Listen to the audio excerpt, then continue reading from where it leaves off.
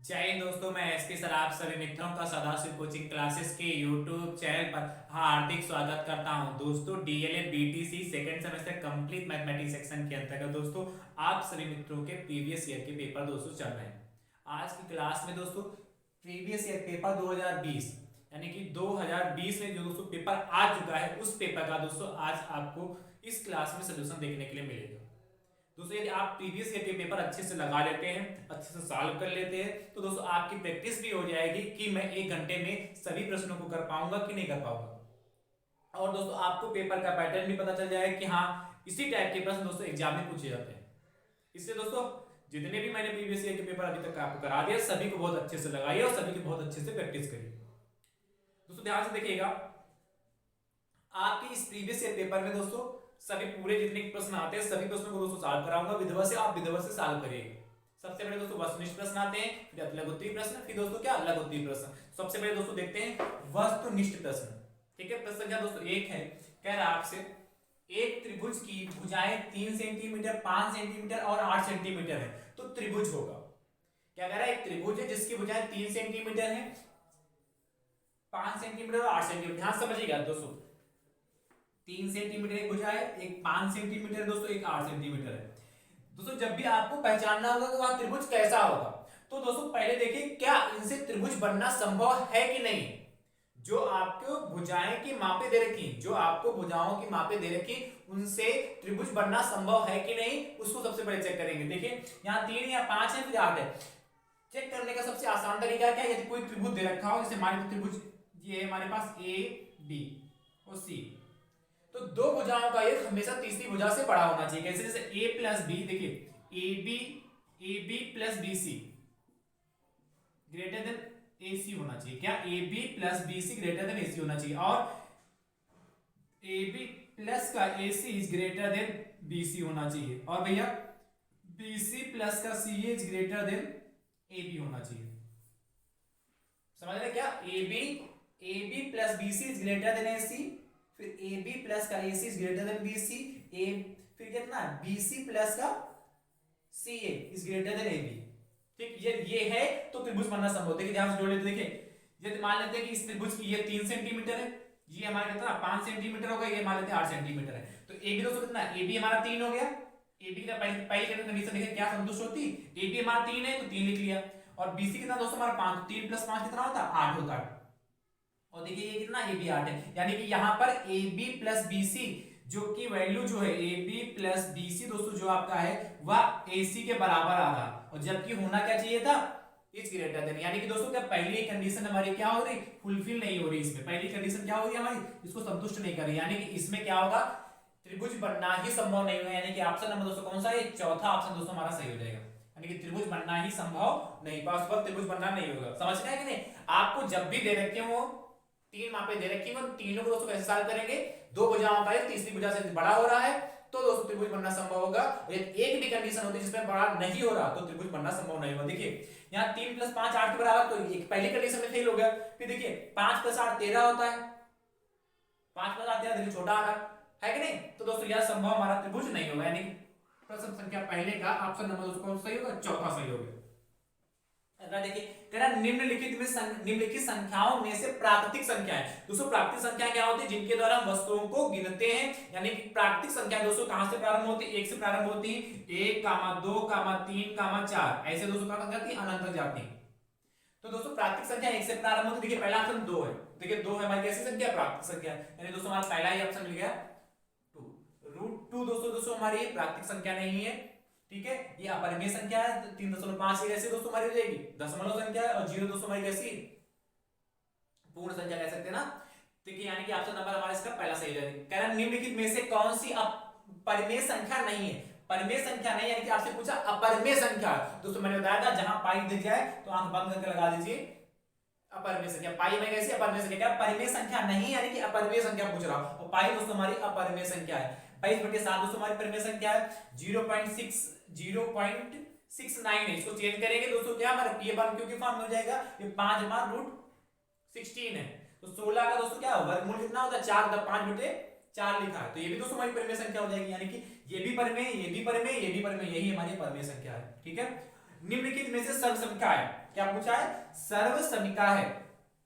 तो दोस्तों सर्वसमिका है, सर्वसमिका में क्या होता है? x के प्रत्येक मान के लिए, x मतलब क्या है? चर, चर के प्रत्येक मान के लिए दिया गया प्रतिबल संतुष्ट होता है तो वह हमारा क्या होता है? सर्वसमिका होता है। देखिए यहां देखिए x की एक एग्जैक्ट वैल्यू निकल के आएगी। इसको देखिए, इसको जब सॉल्व करेंगे, देखिए यहां पर इसकी मल्टीप्लाई करेंगे तो 2x हो जाएगा और प्लस 2, उधर कितना आ रहा है? 2x plus 2। देखिए सेम सेम लिखा है था। या इसमें x की यदि बारी बारी से आप मान पुट करेंगे दोस्तों तो आपको क्या एक निश्चित वैल्यू मिलेगी। एक निश्चित वैल्यू क्या, उससे निश्चित वैल्यू क्या मतलब x की जितनी भी वैल्यू पर पुट करें सभी के लिए आपका LHS जो होगा RHS के बराबर होगा, क्योंकि 2x प्लस 2 2x प्लस 2 लिखा है। ठीक है, इसमें x का प्रत्येक मान दोस्तों जो होगा इसको संतुष्ट करेगा, यानी कि दोस्तों क्या सर्वसमिका, यही सर्वसमिका होगी। इसको भी सॉल्व करेंगे तो x की एक निश्चित वैल्यू आएगी, इसको भी सॉल्व करोगे तो एक x की निश्चित वैल्यू आएगी। इसी में दोस्तों x के जब बारी बारी से मान पुट करेंगे तो दोस्तों ये हमारी सर्वसमिका। मैंने सर्वसमिका को बहुत अच्छे समझाया, समीकरण और सर्वसमिका क्या होती है। यदि आपने हमसे थ्योरी क्लास यानी कि जितना सिलेबस कंप्लीट कराया मैथ का हमसे सीखा होगा तो आपको पता होगा कि सर्वसमिका और समीकरण को दोस्तों मैंने बहुत अच्छे समझाया और मुझे उम्मीद है कि आप भी समझ चुके होंगे। करा इसको देखिए 3 की power x plus 2 equal to 81 है। इसको सॉल्व करना, देखिए 3 की पावर x प्लस 2 है, 81 का तो 3 की पावर 4, 81 का कितना 3 की पावर 4, 3 3 की बचा यानी 3 गुणे 3 गुणे 3 4 बार, तो 3 3 9 9 3 27 27 3 81 होता है। अब देखिए जब आधार समान होते हैं तो घातें हमारी भी आपस में बराबर हो जाती है, यानी कि दोस्तों x प्लस 2 इक्वल टू कितना हो जाएगा 4, तो x इक्वल टू 4 माइनस 2 यानी कि x इक्वल टू कितना आ गया 2 आ गया। x की वैल्यू दोस्तों हमारी कितनी 2 आ गई, देखिए किस ऑप्शन में 2 होगा?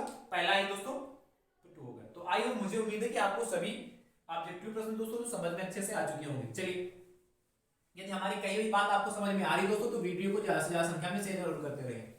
अब दोस्तों चर्चा करेंगे अति लघुत्तरीय प्रश्नों पर, ध्यान से देखिएगा वीडियो। तब तक आप शेयर क्या करें, ज्यादा से ज्यादा संख्या में शेयर कर दीजिए और पसंद आ रही है दोस्तों तो वीडियो को लाइक भी जरूर करें और कमेंट करके दोस्तों जरूर बताइएगा कि आपको क्लास समझ में आ रही कि नहीं आ रही। और आप सभी मित्र अच्छे से तैयारी करते रहे, जो टॉपिक आपको तैयार हो चुके हैं उनको और अच्छे से तैयार कर लीजिए, जो नहीं तैयार हो उनको तैयार करने का प्रयास करते रहिए। ठीक भैया, यदि आप ऐसा करेंगे तो आपका पेपर बहुत अच्छा होगा और कोई टेंशन नहीं, आराम से अपनी तैयारी को करते रहिए। ठीक है, आप दोस्तों चर्चा करेंगे किस पे, ध्यान से देखिए। अति लघु उत्तरीय प्रश्न, अति लघु उत्तरीय प्रश्न। देखिए प्रश्न संख्या दोस्तों कौन सा हो गए 6। छठा दोस्तों प्रश्न आपसे कह रहा है, देखिए बहुत अच्छा बहुत आसान है, एक्स स्क्वायर माइनस का 7x प्लस 6 इक्वल टू 0 को हल कीजिए, को हल कीजिए। देखिए दोस्तों इसमें हल करके मतलब x की वैल्यू चाहिए, कैसे करेंगे दोस्तों? मैंने फैक्टर आपको बहुत अच्छे समझाया कैसे करना है, ध्यान से समझिए। एक्स स्क्वायर माइनस का 7x प्लस का 6 इक्वल टू 0 है। क्या करेंगे, यहाँ एक्स स्क्वायर का गुणा कितना, कुछ नहीं, यानी कि दोस्तों जब कुछ नहीं दिख रहा होगा तो 1 माना जाता है, 1 की मल्टीप्लाई 6 करेंगे तो 6 हो जाएगा, तो 6 लिखते हैं। यहाँ देखते हैं 7, x के पड़ोस का गुणा कितना 7, तो 7 लिख लेते हैं। शुरुआत में यहाँ प्लस होता है इसलिए प्लस लगाते हैं, यहाँ तो मल्टीप्लाई लगाना ही होता है। यानी कि यदि हम क्या करें 6 के ऐसे फैक्टर करें, यदि हम गुणा करें तो दोस्तों जोड़ने पर 6 क्या ना गुणा करें, सॉरी साइन उल्टा दी हो गई, यहाँ पर मल्टीप्लाई लगता है और 7 है देखिए तो 7 लिख लिए। यहाँ पर दोस्तों क्या रहेगा प्लस, प्लस कहां से आता है यहाँ से देखकर। तो यदि हम 6 के हमें दोस्तों ऐसे फैक्टर करने हैं, यदि हम क्या करें गुणा करें तो 6 आ जाए और जोड़े दोस्तों कितना आ जाए 7 आ जाए। देखिए 6 कम 6 और 6 प्लस 1 7 होगा, ये तो आपको बहुत अच्छे से आता होगा। तो एक्स स्क्वायर माइनस का कितना 6 plus 1 x plus 6 equal to 0 हो गया। दोस्तों देखिए ब्रैकेट को ओपन करेंगे तो माइनस, यहाँ प्लस तो माइनस प्लस माइनस और 6 इंटू एक्स 6x हो जाएगा, माइनस प्लस माइनस हो जाएगा x हो गया और प्लस का 6 इक्वल टू 0 हो गया। ठीक है, ध्यान समझिए इसमें और इसमें कॉमन ले लेंगे, यहाँ से x कॉमन होगा तो x माइनस 6 बचेगा। यहाँ दोस्तों कितना, जब कुछ कॉमन नहीं दिखे तो 1 कॉमन ले लेंगे, तो माइनस का 1 कॉमन ले लेंगे। देखिए यहाँ माइनस माइनस है तो प्लस हो जाएगा x और माइनस प्लस माइनस का कितना 6 इक्वल टू 0। देखिए फिर से x माइनस 6 यहाँ, x माइनस 6 यहाँ कॉमन हो गया, तो x माइनस 6 कॉमन ले लेंगे तो कॉमन का मतलब क्या, इससे इसको भाग करेंगे तो कैंसिल हो जाएगा, यही तो बचेगा x, इसको भी यही करेंगे ये भी कैंसिल हो जाएगा और ये -1 इक्वल टू 0। देखोगे यदि या जब, यदि यदि लिख लीजिए या जब लिख लीजिए, यदि first part x minus 6 equal to 0 then तब क्या आ जाएगा x इक्वल टू कितना 6, x की वैल्यू 6 आ गई। एंड सेकंड पार्ट में दोस्तों x minus 1 equal to 0 then x equal to कितना होगा ठीक है, बराबर हो जाएगा तो इतना 1 हो जाएगा, यानी कि x की दो वैल्यू आ जाएंगी। पहली वैल्यू दोस्तों क्या, x बराबर दोस्तों आता x बराबर 6 और x बराबर 1। देखिए इसको फटाफट लिख लीजिए, ये दोस्तों आपका फाइनल आंसर आ गया। चलिए प्रश्न संख्या 7 देखते हैं। 7 प्रश्न देखिए दोस्तों, 7 नंबर क्या कह रहा है,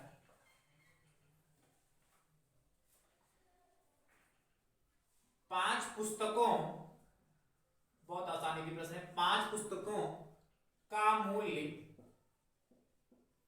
पांच पुस्तकों का मूल्य 7 पुस्तकों, पांच पुस्तकों का मूल्य 7 पुस्तकों के मूल्य से 14 रुपए कम है, के मूल्य से 14 रुपए कम है।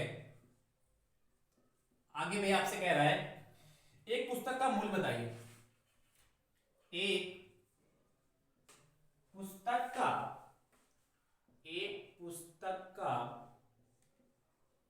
मूल्य बताइए, एक पुस्तक का मूल्य बताइए। देखिए कैसे करेंगे, ध्यान से देखिएगा।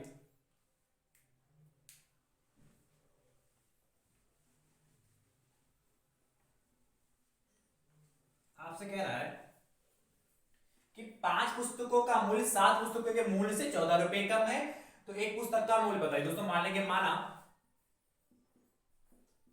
एक पुस्तक का, एक पुस्तक का,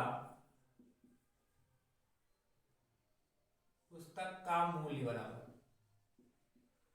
x रुपए, कितने, x रुपए, एक पुस्तक x रुपए की मिलेगी। तो दोस्तों प्रश्नानुसार ध्यान से समझिएगा, प्रश्नानुसार, अच्छा एक पुस्तक का मूल्य x रुपए, तो पांच पुस्तक का मूल्य कितना हो जाएगा, 5x हो जाएगा, और 7 पुस्तक का मूल्य 7x हो जाएगा।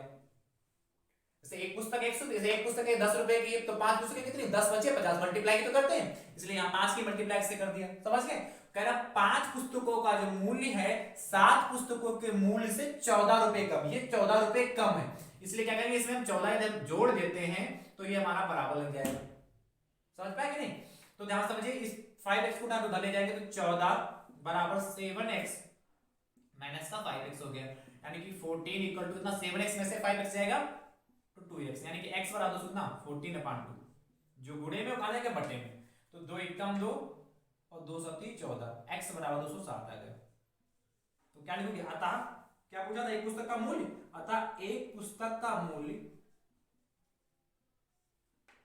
का मूल्य बराबर 7 रुपए। ये दोस्तों हमारा फाइनल आंसर आ गया, बड़े ब्रैकेट में बंद लीजिए, है आसान कि नहीं आसान। अगला देखिए प्रश्न संख्या दोस्तों 8, ध्यान से देखिएगा, 8 नंबर क्या कह रहा है,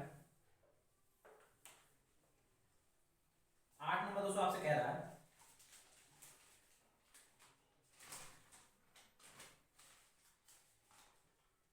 a plus 1/a equal to 3, तो a square plus 1/a square का मान ज्ञात कीजिए, का मान ज्ञात कीजिए। देखिए ये भी बहुत अच्छा प्रश्न है,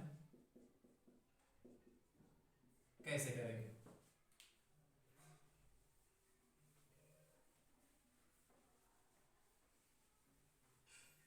क्या आपसे कह रहा है, दिया क्या, a plus 1/a equal to 3, ठीक है, तो हमें कह रहा है a square plus 1/a square का मान ज्ञात करें, ये हमें दिया है, ये दिया है, मिल जाएगा। इक्वेशन नंबर 1 बना के इसको छोड़ दीजिए, और क्या ज्ञात करना है, a square plus 1/a square की हमें वैल्यू चाहिए। क्या लिखोगे, समीकरण, समीकरण 1 का दोनों पक्षों, दोनों पक्षों, दोनों पक्षों में वर्ग करने पर, समीकरण 1 का दोनों पक्षों में वर्ग करने पर, ठीक है, आप ध्यान समझिएगा। तो दोस्तों a का दोनों पक्षों में, यानी कि a प्लस 1/a का होल ऑफ स्क्वायर हो जाएगा, उधर 3 का स्क्वायर हो गया, ठीक है। ये देखिए a प्लस b का होल ऑफ स्क्वायर होगा, दोस्तों क्या होता है, आई तो आप जानते हैं क्या, a प्लस b का होल ऑफ स्क्वायर क्या होता है, A square plus B square plus 2ab, इस फॉर्मूले का हम यूज कर लेंगे। तो क्या हो जाएगा, A square plus B square plus 2 into A into B equal to 3 का स्क्वायर दोस्तों 9 होता है। समझ गए? अब ध्यान समझिए, यहां से a और a कैंसिल हो गए, तो दोस्तों क्या बचेगा हमारे पास, ए स्क्वायर प्लस, देखिए 1 का स्क्वायर करेंगे तो 1 ही रहेगा, और यहाँ नीचे क्या ए स्क्वायर प्लस 2 इक्वल टू 9 हो गया। यानी कि दोस्तों ए स्क्वायर प्लस का 1 upon A square equal to 9 minus का 2 प्लस का 2 बराबर हो जाएगा, तो माइनस का 2 हो जाएगा। फाइनल आंसर दोस्तों यहाँ पर लिख रहा हूं, तो क्या हो जाएगा, अतः A square plus 1 upon A square equal to कितना 7, मैं 9 में से 2 जाएगा 7 ही बचेगा, और ये दोस्तों हमारा फाइनल आंसर आ गया। कितना आसान है, कर लेंगे ना। चलिए अगला देखते हैं, प्रश्न संख्या दोस्तों 9।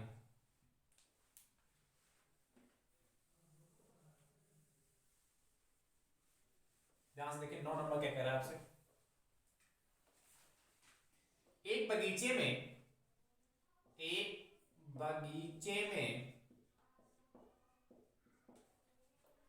2025 पौधे, एक बगीचे में 2025 पौधे लगे हैं, प्रत्येक पंक्ति में उतने ही पौधे लगे हैं, प्रत्येक पंक्ति में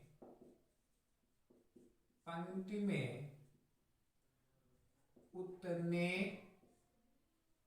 ही पौधे लगे हैं, उतने ही पौधे लगे हैं, जितनी बगीचे में कुल पंक्तियां हैं, जितनी बगीचे में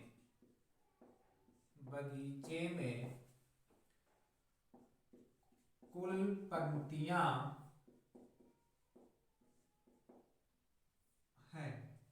आगे भी आपसे कह रहा है प्रत्येक पंक्ति में कुल कितने पौधे लगे हैं, प्रत्येक पंक्ति में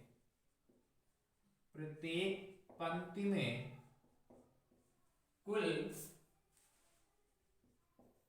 कितने पौधे लगे हैं।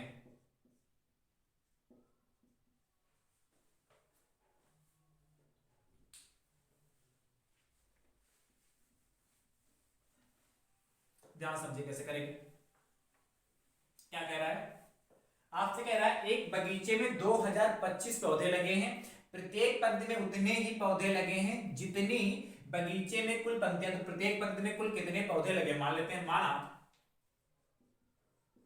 प्रत्येक पंक्ति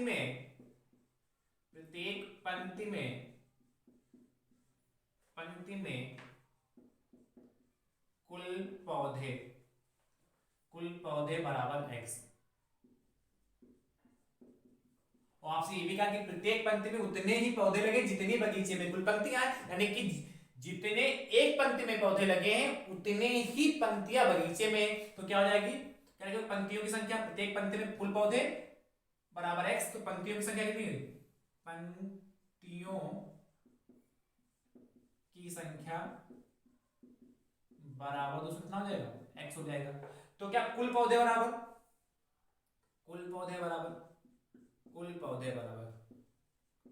पौधे से बगीचे की बात कर रहा, तो कुल पौधे का कितना x इंटू एक्स, ये समझ पाए भाई, जितनी पंक्तियां हैं उतने ही दोस्तों क्या लगे हैं, जितनी एक पंक्ति में जितने पौधे हैं उतनी ही दोस्तों पंक्तियां हैं। जैसे मान लेते जैसे ये मान लेते हैं, ये हमारी पंक्तियां बनी, और मान लेते एक पंक्ति में हमारे 3 पौधे हैं, तो एक पंक्ति में 3 पौधे और 3 पंक्तियां भी हैं। ये बात समझ पाए कि नहीं, मतलब जितने एक पंक्ति में पौधे हैं उतनी ही पंक्तियां हैं, तो एक पंक्ति में मान लेते 3 पौधे हैं तो कितने, और 3 पंक्तियां भी, 1 2 3 पंक्तियां भी हैं। समझ पाए कि नहीं, तो जितने एक पंक्ति में पौधे हैं उतनी ही पंक्तियां हैं। तो दोस्तों ध्यान समझिए, कुल पौधे का कितना x इंटू एक्स, यानी कि प्रश्नानुसार आपसे कह रहा है एक बगीचे में 2025 पौधे लगे और कुल पौधे हमने x इंटू एक्स लगाए हैं, और 2025 पौधे कुल है, यानी क्या हो जाएगा x इंटू एक्स की वैल्यू कितनी 2025 के बराबर हो जाएगी, यानी कि x स्क्वायर आ कितना 2025, ठीक है, यानी कि यहां से x निकालेंगे तो अंडर कितना है 2025 हो जाएगा। अब ध्यान समझिए, इसका वर्गमूल निकालेंगे, कैसे निकालेंगे, ये तो आपको निकालना आता होगा ना, 2025 के लिए इतना इस तरीके से बनाते हैं, पीछे से जोड़ा, देखिए 4 4 4 चक्कू 16 होता, कितना बचा है कि यहाँ पे 4 और 2 5 उठा लिया, इसको जोड़ देते हैं, 4 4 4 4 8 हो गया, फिर कितनी बार लगाए 5 बार लगा दे, देखिए 55 25 और 5 अच्छे 40 2 42, देखिए यहाँ कितना 5 आ गया, यानी दोस्तों कितना 45, यानी कि x और r कितना 45 आ जाएगा। तो दोस्तों आपसे क्या पूछा था, तो प्रत्येक पंक्ति में कुल पौधे, तो क्या लिखोगे, अतः प्रत्येक पंक्ति में कुल पौधे बराबर कितना दोस्तों 45। ये दोस्तों हमारा फाइनल आंसर आएगा, बढ़िया ब्रैकेट्स में बंद कर लीजिए, ठीक है, कर लेंगे ना, तो है तो दोस्तों आसान। चलिए 10 नंबर देखते हैं।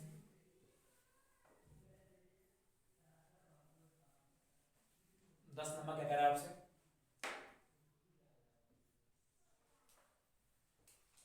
एक पुस्तक का मूल्य, एक पुस्तक का मूल्य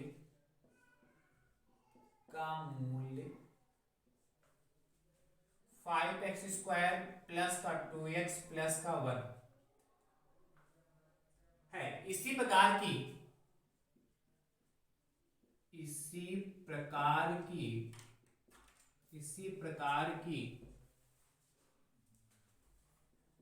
2x प्लस 5 पुस्तकों का मूल्य ज्ञात कीजिए। पुस्तकों का मूल्य ज्ञात कीजिए। देखिए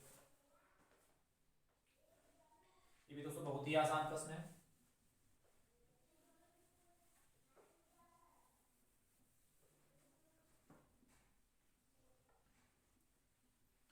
आपसे कह रहा है, ध्यान समझिए, कह रहा है एक पुस्तक का मूल्य 5x² प्लस 2x प्लस 1 है, तो इसी प्रकार की 2x प्लस 5 पुस्तकों का मूल्य, से कहते था एक पुस्तक का मूल्य 20 रुपए है, तो क्या 20 पुस्तकों का मूल्य बताइए, तो 20 की मल्टीप्लाई 20 से कहते थे।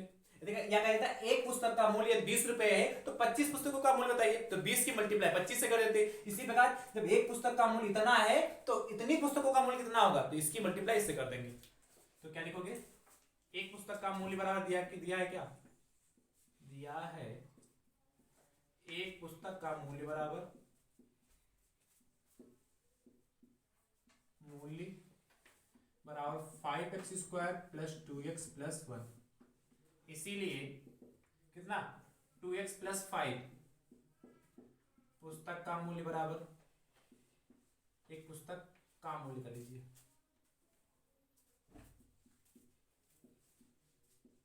का मूल्य बराबर क्या करेंगे, इससे इसकी मल्टीप्लाई कर दीजिए, तो 2x प्लस 5 यहाँ 5x² प्लस का 2x प्लस का 1, ठीक है। आप क्या करेंगे 2x की मल्टीप्लाई इससे करेंगे, तो सबसे पहले क्या करेंगे 2x आप ऐसे ही लिख लीजिए, 2x लिख लिया और इसको ब्रैकेट में 5x² प्लस का 2x प्लस का 1, ठीक है। फिर बीच में प्लस लगा लिया, 5 लिख लिया और इसको भी वैसे का वैसे 5x² प्लस का 2x प्लस का 1, ये सबसे आसान तरीका होगा मल्टीप्लाई करने का। अब 2x की मल्टीप्लाई अंदर करेंगे, तो 2 पंचे 10 हो जाएगा और x की मल्टीप्लाई से x³ हो जाएगा, समझ रहे हैं भैया। यहाँ 2x की मल्टीप्लाई से 2, तो 2 दूना 4 हो जाएगा और x की मल्टीप्लाई x से, तो यहाँ x की पावर 1, यहाँ x की पावर 1, आधार समान घाते जुड़ जाएंगे, इसलिए x² और प्लस का 2x हो जाएगा। प्लस देखिए 5 25 x² हो गया प्लस 5 दूनी 10 x हो गया प्लस 5 हो गया, ठीक है। अब ध्यान समझिए, देखिए 10x³ ऐसे रहा, यहाँ देखिए 4x² है, यहाँ पर 25x², यानी कि 4x², यानी जिनकी घातीय समान उनको पास पास कर लेते हैं। 2x प्लस का यहाँ पर और यहाँ पर देखिए प्लस का 10x, इसको एक साथ में कर लिया, क्यों किया, क्योंकि इनकी घातीय समान है। फाइनल आंसर देखिए दोस्तों क्या आएगा, 10x³ देखिए 4 और 25 29x² प्लस 2 और 10 2 और 10 12 x प्लस 5, ये दोस्तों हमारा फाइनल आंसर आ गया। तो दोस्तों क्या लिखोगे, क्या पूछा था, अतः 2x प्लस 5 पुस्तक या पुस्तकों का मूल्य बराबर कितना हो गया, ये दोस्तों हमारा हो गया, ठीक है। चलिए अगला देखिए, प्रश्न संख्या दोस्तों 11, ध्यान से देखिए 11 नंबर क्या कह रहा है,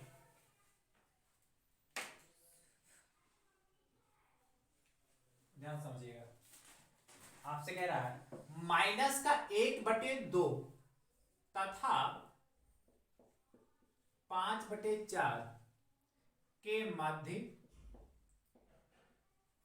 मध्य समदूरस्थ मतलब समान दूरी पर समदूरस्थ संख्याएं ज्ञात की के मध्य दो समदूरस्थ के मध्य दो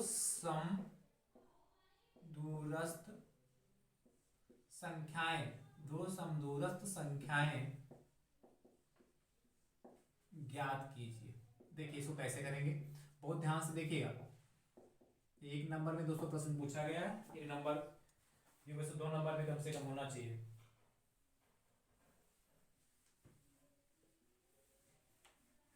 हर स्टेप को बहुत ध्यान समझिएगा तो अच्छे से क्लियर हो जाएगा।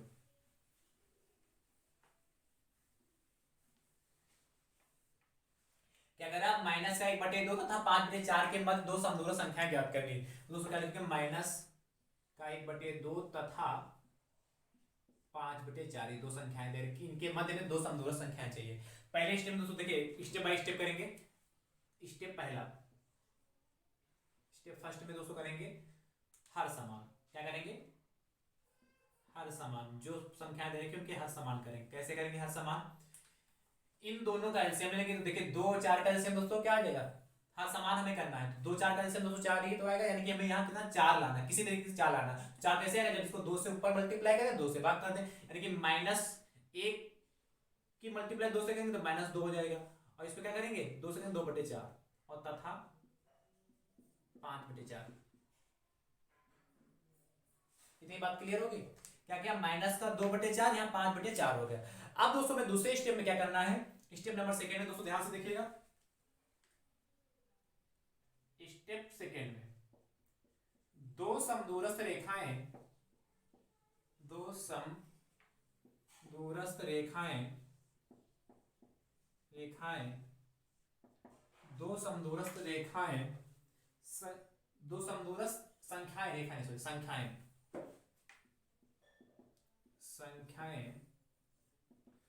समदूरस्थ संख्याएं तीन भाग में बांटेंगे। तीन भाग में बांटता है। दो समदूरस्थ रेखाएं क्या करेंगी, इसका मतलब दोस्तों क्या, दो समदूरस्थ रेखाएं तीन भाग में बांटता है। दो समदूरस्थ रेखाएं तीन भाग में बांट रहे हैं, ऐसे कर लीजिए, में बांट रहे हैं। इसका मतलब क्या है, ये चीज क्या है, दूसरे सेंस में भी समझा देते हैं। जो दो समदूरस्थ रेखा है इसको तीन भाग में बांटेंगे, तो तीन भाग में बांटने का दोस्तों जो सेंस यहां लिया गया है, देखिए माइनस का मान संख्या रेखा देखिए, ये माइनस का मान लेते 1/2 है यहाँ पर, इधर मान लेते 5/4 और इनके बीच में दो समदूरस्थ यानी कि समान दूरी पर दो संख्याएं चाहिए। समान दूरी पर दो संख्याएं चाहिए यहाँ पर, यानी कि एक संख्या यहाँ पर देखिए, अब देखिए कितने भाग, पहला पार्ट ये हो गया, पहला भाग ये होगा, दूसरा भाग ये होगा, तीसरा भाग ये होगा। तो वही चीज यहाँ लिखिए, दो समदूरस्थ संख्याएं तीन भाग में बांट रही हैं। जो दो समदूरस्थ रेखाएं को तीन बराबर भागों में बांटेंगे। इनके बीचों बीच के चाहिए, सब दो समान दूरी वाले चाहिए, या जितनी संख्याएं निकालनी हो, जैसे जितनी संख्याएं निकालनी हो उतनी संख्या, दो निकालनी है तो एक बढ़ाकर, दो में तीन यानी कि एक बढ़ाकर क्या करेंगे, जो संख्याएं दे रखी है उसके अंशों हर में मल्टीप्लाई कर देंगे। ये बात समझ में आया कि नहीं समझ में आया? इधर देखिए तथा 5/4 गुणे 3/3, जितनी संख्याएं दे रखी है उसमें एक बढ़ाकर मल्टीप्लाई कर देंगे। कितना होगा, माइनस का 8/4 3 12 हो गया। यहाँ देखिए 5 3 15, 15/4 3 12 हो गया। ध्यान समझिए, इतने को ध्यान से देखिए। आप दोस्तों जो अगला स्टेप हम करेंगे,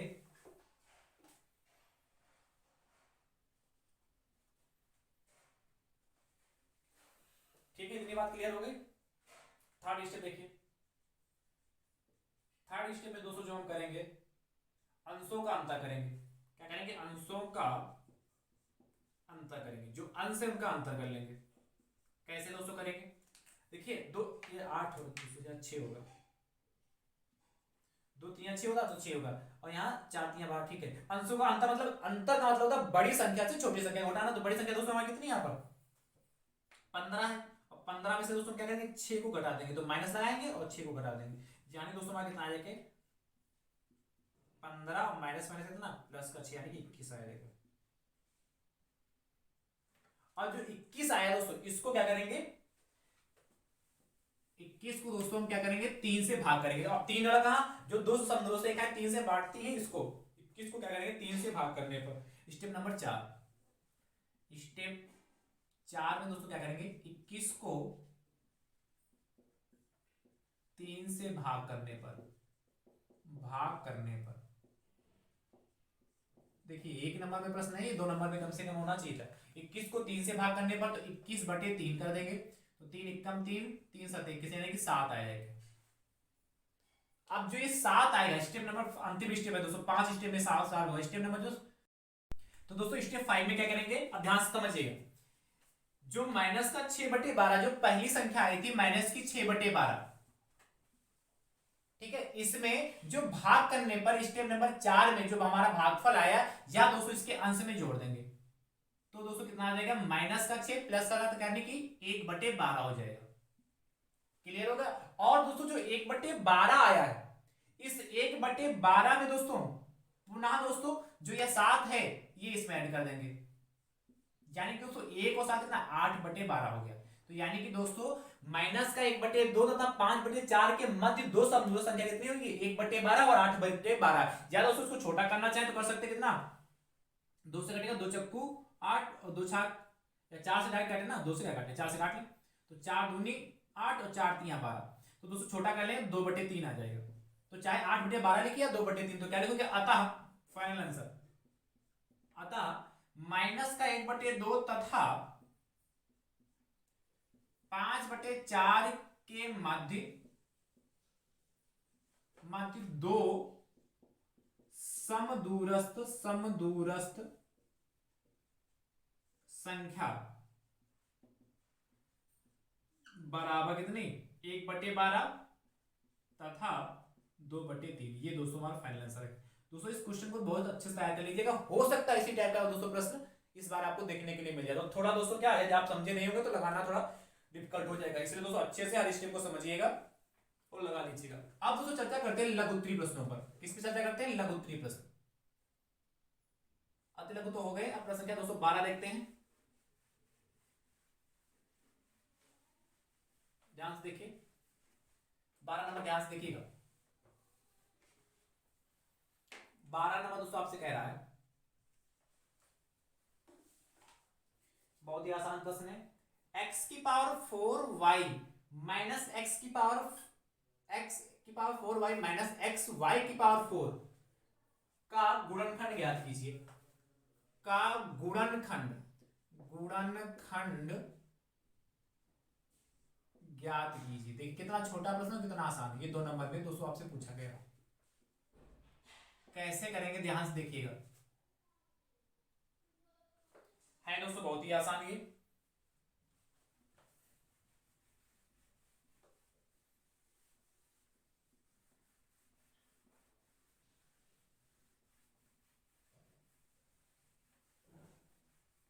तो दोस्तों क्या दे रखा है, x की power 4y minus x y की पावर 4। देखिए इसमें कुछ कॉमन दिख रहा होगा दोस्तों, कॉमन क्या दिख रहा है एक्स वाई कॉमन मिल जाएगा। तो दोस्तों जब x कॉमन लेंगे, यहाँ 3 पावर 4 पावर तो 3 बचेगा, x की पावर 3 हो गया। यहाँ दोस्तों क्या करें एक्स वाई कॉमन है तो y की पावर 3 हो गया। फॉर्मूले को ओपन कर लेंगे तो देखिए एक्स वाई, देखिए ये ए क्यूब माइनस बी क्यूब का फॉर्मूला बन गया। दोस्तों आप जानते हैं क्या होता है, चूंकि A cube minus B cube बराबर होता है A minus B, next bracket में A square plus B square plus का ए बी, ठीक है बस। तो क्या हो जाएगा a माइनस बी, यानी कि एक जगह पर x है, y की जगह पर सॉरी a की जगह पर x है और b की जगह पे y है। जहां पर a वहां x यूज करेंगे, जहां पर b है वहां पर y यूज करेंगे। तो x माइनस वाई क्या x square plus y square plus का एक्स वाई, ये दोस्तों हमारे फैक्टर हो गए, ये दोस्तों हमारे फाइनल आंसर हो गए।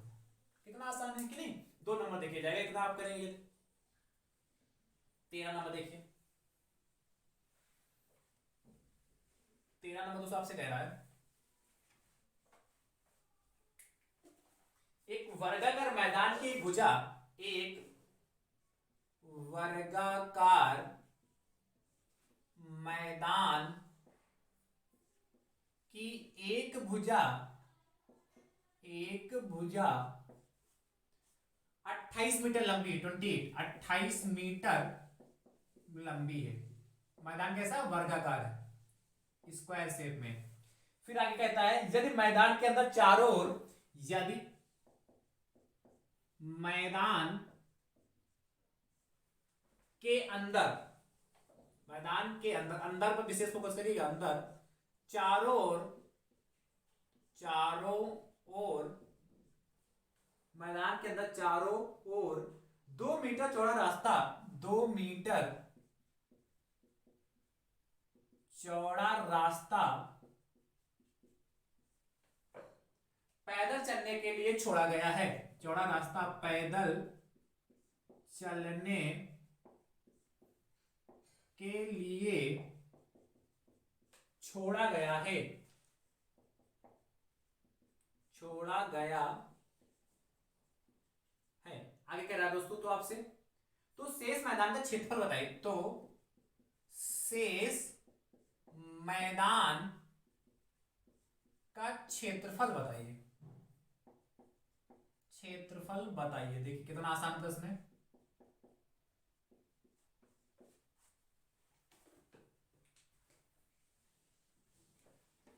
चित्र के माध्यम से दोस्तों उसको लगाएंगे। आपसे कह रहा है एक वर्गाकार मैदान की एक भुजा 28 मीटर लंबी है, तो सबसे पहले क्या करेंगे, एक वर्गाकार मैदान बना लीजिए। आए तो नहीं लग रहा, वर्गी लग रहा है ना।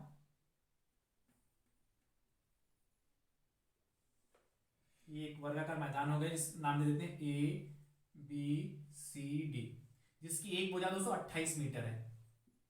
अच्छा वर्ग है तो ये भी 28 मीटर, ये भी 28 मीटर, ये भी 28 मीटर, ये भी 28 मीटर, सभी 28 मीटर। भाई ये भी तो 28 मीटर होगी। वर्ग क्यों होगी, क्योंकि वर्ग की सभी भुजाएं आपस में बराबर होती, तो सारी दोस्तों हमारी 28 मीटर की होगी। आगे कह रहा है यदि मैदान के अंदर चारों ओर 2 मीटर चौड़ा रास्ता बनाएगा, इस मैदान के अंदर चारों ओर 2 मीटर चौड़ा रास्ता, ध्यान समझिएगा, इस तरीके से चारों ओर 2 मीटर चौड़ा रास्ता बना देगा। यानी कि देखिए इसके बीच की दोस्तों दूरी 2 मीटर। चित्र को अच्छे से आप मेंटेन कर लीजिए, बस लैंग्वेज कम लिखनी पड़ेगी। और दोस्तों यहां से भी कितना, यहां पर भी दोस्तों कितना हो जाएगा हमारा 2 मीटर। ठीक है, अब देखिए 2 मीटर इधर से कम हुआ और 2 मीटर इधर से कम हुआ। क्या करना, यदि एक वर्गाकार मैदान की भुजा 28 मीटर लंबी, यदि मैदान के अंदर चारों ओर 2 मीटर चौड़ा रास्ता छोड़ा गया, 2 मीटर चौड़ा रास्ता चारों ओर छोड़ा गया। अब ध्यान से जब चारों 2 मीटर चौड़ा रास्ता छोड़ेंगे, 2 मीटर इधर से कम हुआ और 2 मीटर इधर से कम हुआ, 2 मीटर इधर से कम हुआ, 2 इधर, यानी कि जब 2 इधर से कम होगा और 2 इधर से कम होगा तो इसकी भुजा कितनी बचेगी, ये 2 इधर से कम होगा तो कितना, देखिए 2 इधर से कम होगा यानी कि 28 था तो यहाँ 26 बचा, 2 इधर से और 26 यानी कि 24 है, कितना था 24। ये कितनी बचेगी दोस्तों, अंदर की भुजा 24, एक भुजा जो अंदर की बचेगी 24 मीटर, 24 मीटर। यानी कि दोस्तों ये भुजा जो हमारी होगी इसका नाम देते हैं PQR। तो दोस्तों RS, PQRS जो मैदान बचा वर्गाकार PQRS, इसकी एक भुजा 24 मीटर, तो यानी कि ये भी 24 मीटर हो जाएगी, और जब ये भी 24 हो गया यानी कि ये भी 24 मीटर होगी, यानी कि ये भी 24 मीटर हो गया। तो आपसे दोस्तों पूछा क्या है, तो कह रहा है तो शेष मैदान का क्षेत्रफल, शेष मैदान कितना था PQRS। ठीक है, तो लिखोगे क्या, लिखोगे शेष मैदान का क्षेत्रफल बराबर, सीधे लिख दिया शेष मैदान का क्षेत्रफल बराबर शेष मैदान का क्षेत्रफल बराबर, शेष मैदान का नाम भी दे दीजिए जिसे शेष मैदान PQRS का क्षेत्रफल बराबर दोस्तों कितना हो जाएगा, कितनी भुजा 24 का स्क्वायर। और 24 का स्क्वायर दोस्तों आपको निकालना आता कि नहीं आता, 24 का देखिए नहीं आता तो फटाफट मल्टीप्लाई इस तरीके से कर लीजिए, 4 चक्कू 16 के 6 और कितना हो गया 4 दूनी 8, एक 9 हो गया और कितना 8 4 6 और 8 8 16 1 17 और 4 5 576 होगा कि नहीं होगा, यानी दोस्तों कितना आंसर आ जाएगा 576। अच्छा मात्रा बताइए, मात्रक 200 कैसे निकालेंगे, मात्रक 576 आएगा, मात्रक 200 क्या हो जाएगा, क्योंकि यहाँ मीटर दे रखा है यानी कितना हो जाएगा, वर्ग मीटर या मीटर स्क्वायर। ये दोस्तों हमारा फाइनल आंसर आ गया। तो इस तरीके से दोस्तों सॉल्व करेंगे। चलिए अगला देखते हैं दोस्तों प्रश्न। अगला कह रहा है प्रश्न संख्या 14।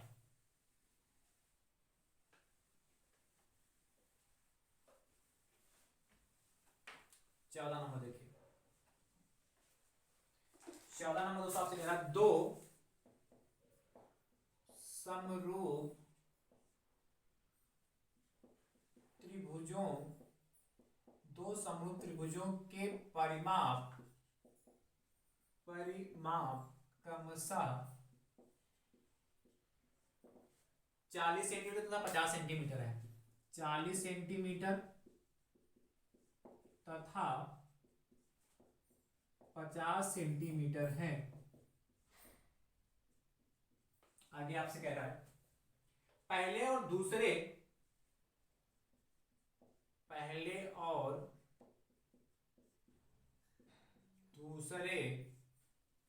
त्रिभुजों के क्षेत्रफल का अनुपात ज्ञात कीजिए। पहले और दूसरे त्रिभुजों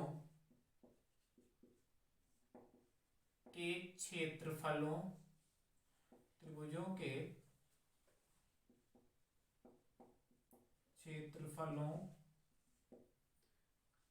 का अनुपात ज्ञात कीजिए, का अनुपात ज्ञात कीजिए।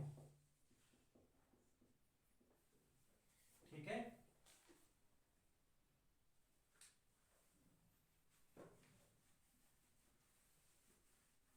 इसके पहले वाले क्वेश्चन में चित्र दोस्तों आपको बहुत अच्छे से बनाना पड़ेगा। चित्र नहीं बनाना पड़ेगा तो लैंग्वेज से सॉल्व करना पड़ेगा। कह रहा दो समरूप त्रिभुजों के परिमाप क्रमशः दे रखे हैं, तो दोस्तों ध्यान समझिएगा क्या दिया है। दिया है दोस्तों पहले त्रिभुज का परिमाप बराबर दोस्तों कितना, 40 सेंटीमीटर हो गया। ठीक, और दूसरे त्रिभुज का परिमाप, दो त्रिभुज के दे रखे ना, तो दूसरे त्रिभुज का परिमाप बराबर 50 सेंटीमीटर। और आपसे क्या क्या कह रहा है, पहले और दूसरे त्रिभुजों के क्षेत्रफलों का अनुपात। देखिए जब त्रिभुज समरूप होते हैं तो क्षेत्रफल और परिमाप में संबंध क्या होता है, लिखोगे क्या, पहले त्रिभुज का क्षेत्रफल बटे दूसरे त्रिभुज का क्षेत्रफल बराबर क्या, पहले त्रिभुज का परिमाप बटे दूसरे त्रिभुज का परिमाप का होल स्क्वायर होता है। यानी कि उनके परिमापों का अनुपात उसके वर्ग के अनुपात के बराबर होता है। तो पहले त्रिभुज का परिमाप दोस्तों 40, मैंने बहुत अच्छे से इसको समझाया है, और दूसरे त्रिभुज का परिमाप 50 का स्क्वायर हो गया। 0 से 0 काट दोगे तो 4/5 बचा देखे, और 4/5 का स्क्वायर होल स्क्वायर यानी कितना, 4 का स्क्वायर 16 होगा, 5 का 25, 16/25 आ गया। ये दोस्तों हमारा फाइनल आंसर आ गया। तो लिख लीजिएगा, अतः पहले त्रिभुज का क्षेत्रफल बटे दूसरे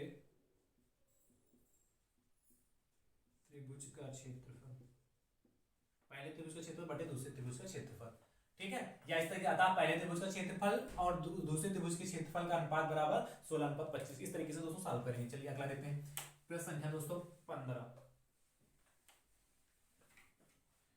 15 नंबर दोस्तों आपसे कह रहा है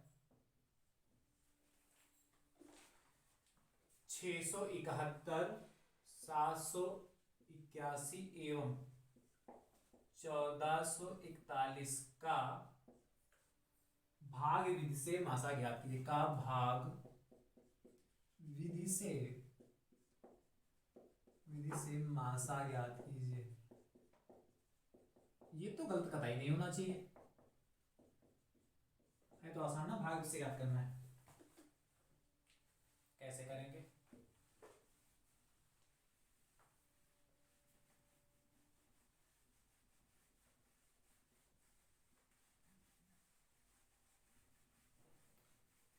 भाग इससे मासा कैसे करेंगे दोस्तों, ध्यान समझिएगा।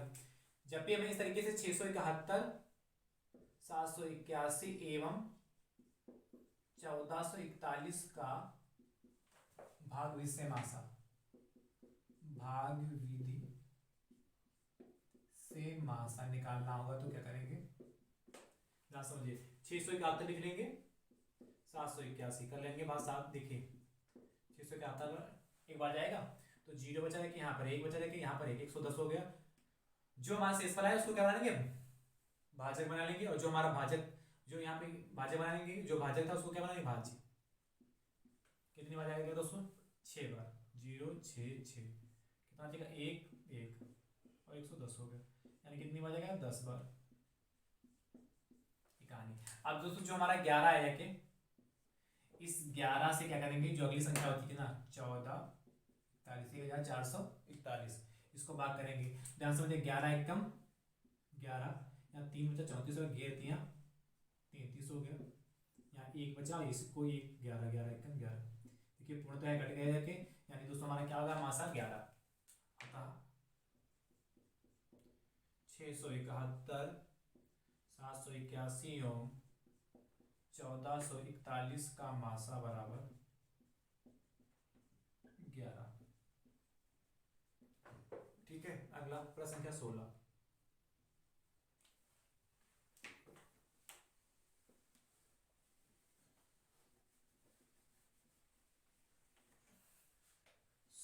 नंबर दोस्तों आपसे कह रहा है 4 11 16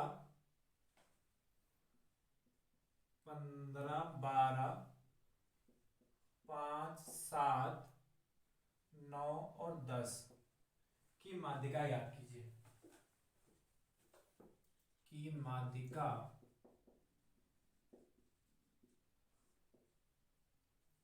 ज्ञात कीजिए।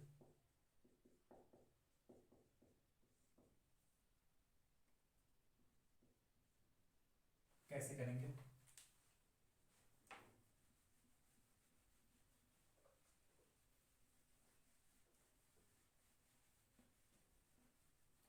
माध्यिका दोस्तों कैसे निकालते हैं, ध्यान समझिएगा।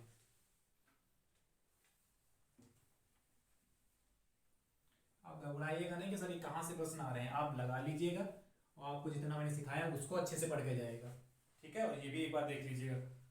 4 11 16 15 12 5 7 9 10 की माध्यिका ज्ञात करें। सबसे पहले जो आंकड़े देख लिख लीजिए, 4 11 16 15 12 5 7 और 9 और 10 आंकड़ों को, इनको क्या बोलते हैं, आंकड़ा, आंकड़ों को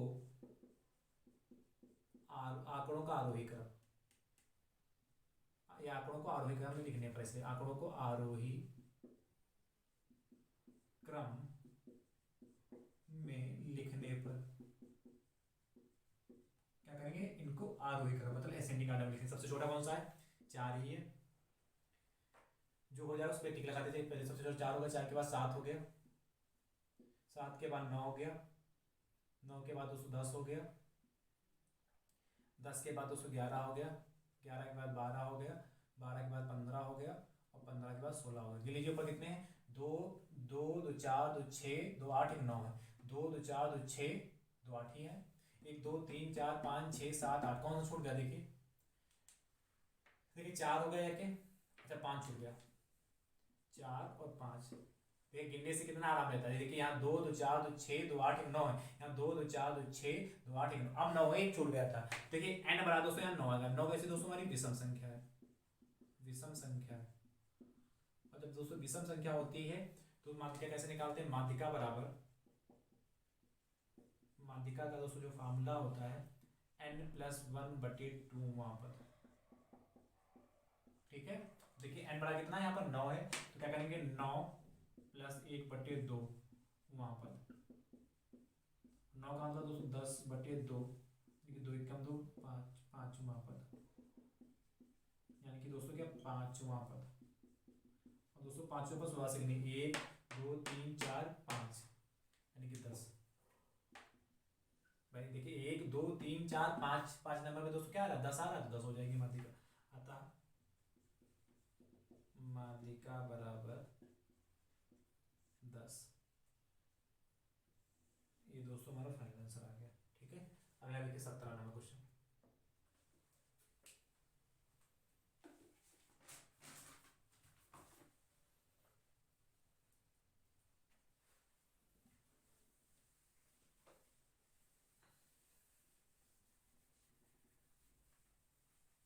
देखिए 17 नंबर भी आसान प्रश्न है। एक आयत की लंबाई, एक आयत की लंबाई उसकी चौड़ाई से 5 सेंटीमीटर अधिक है। उसकी चौड़ाई से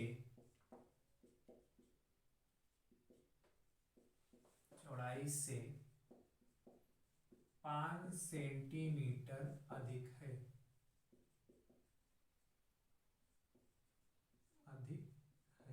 आगे आपसे कह रहा है यदि इसका परिमाप, किसका आयत का परिमाप, यदि इसका परिमाप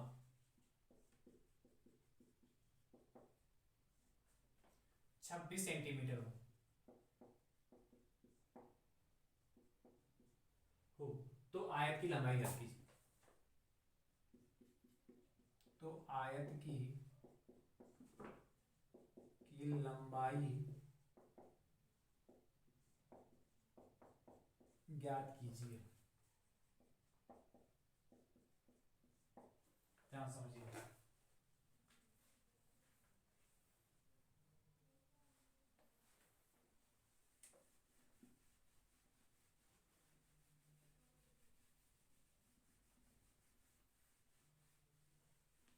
क्या कह रहा है, एक आयत की लंबाई उसकी चौड़ाई से 5 सेंटीमीटर अधिक है, यदि इसका परिमाप 26 सेंटीमीटर हो तो आयत की लंबाई ज्ञात कीजिए।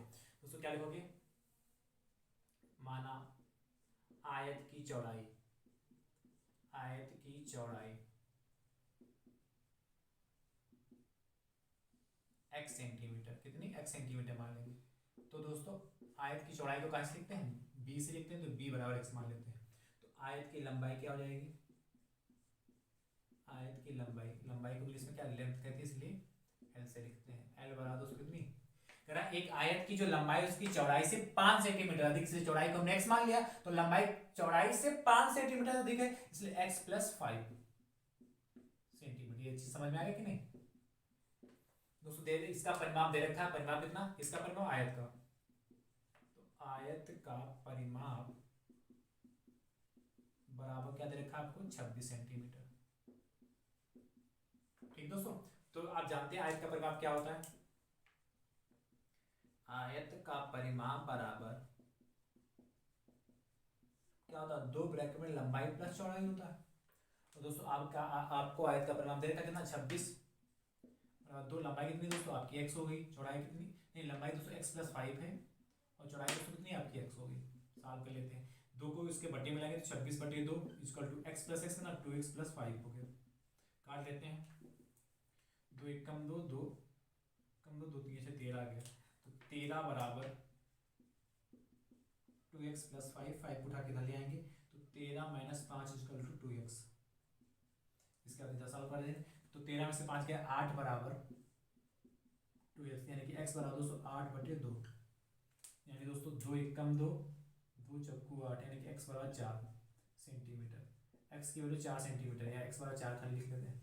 तो दोस्तों क्या पूछा था, तो आयत की लंबाई, तो क्या लिखोगे, अतः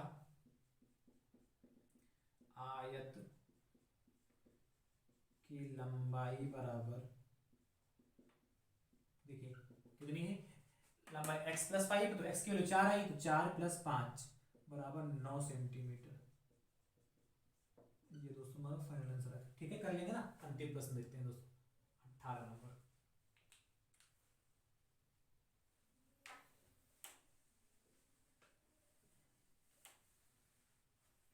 18 नंबर दोस्तों आपसे कह रहा है निम्नलिखित आंकड़ों के लिए, निम्नलिखित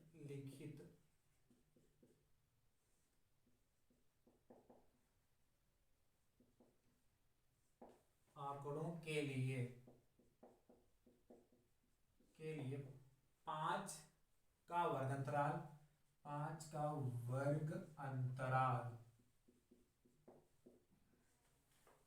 5 का वर्ग अंतराल लेकर बारंबारता सारणी बनाई। 5 का वर्ग अंतराल लेकर बारंबारता सारणी बनाइए,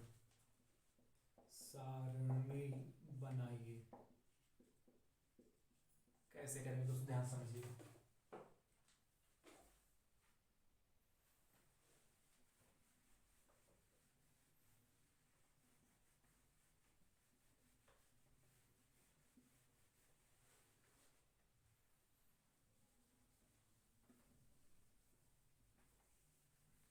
देखिए आसान ये भी है।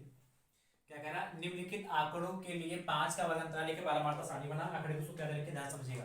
आंकड़े दोस्तों आपके पास 2, 4, 8, 11, 14, 16, 20, 28, 25, 40,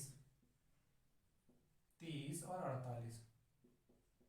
इतने दोस्तों आपको आंकड़े दे रखे हैं। तो दोस्तों कैसे बनाते हैं, एक साइड में दोस्तों लिखेंगे यहां पर पहले लिखते हैं वर्ग, फिर टैली चिन्ह, और फिर दोस्तों क्या लिखते हैं इधर बारंबारता।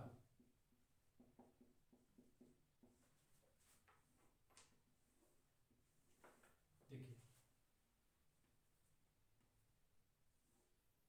वर्ग दोस्तों सबसे क्या 5 का अंतराल लेना है, 0 से 5 हो गया, 5 से 10 हो गया। कहां तक जाना दोस्तों हमें, मैक्सिमम 48 यानी कि 50 तक जाना है।